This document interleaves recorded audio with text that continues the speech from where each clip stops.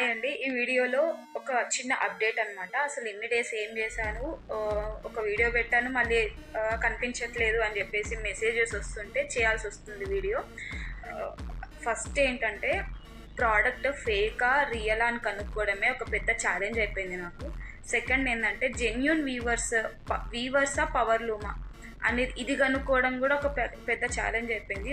For example, ఒక 10 మందితో మాట్లాడితే నేను కొంతమంది అసలు ఫోన్లే లిఫ్ట్ చేయరు, కొంతమంది ఇంట్రెస్ట్ ఉంది అని అంటారు, బట్ వాళ్ళ మాటలలో ఎక్కడ అర్థమైపోయింది ఏంటంటే వీళ్ళ దగ్గర జెన్యూన్ హ్యాండ్లూమ్ అనేది లేదు అనేది.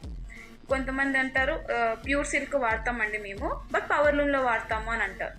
నాకు ఒక చిన్న డౌట్ ఏంటంటే ప్యూర్ బేస్డ్ హ్యాండ్లూమ్ అయితే ఒక డిజైన్ ఒక రకంగా ఉంటుంది, పవర్ లూమ్ అయితే డిజైన్ ఇంకో రకంగా ఉంటుంది.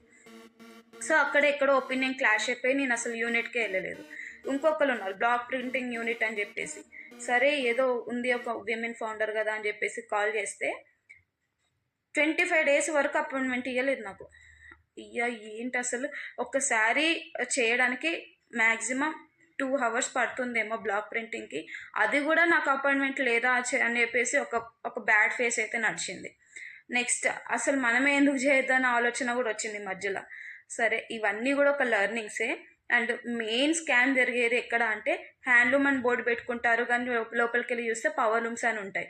పవర్ లూమ్స్ అంటే ఒక పెద్ద మిషన్, జకార్డ్ మిషన్స్ ఉంటాయి, వాటికి ఒక 8 lakhs ఇన్వెస్ట్మెంట్ పెట్టి చేస్తారు.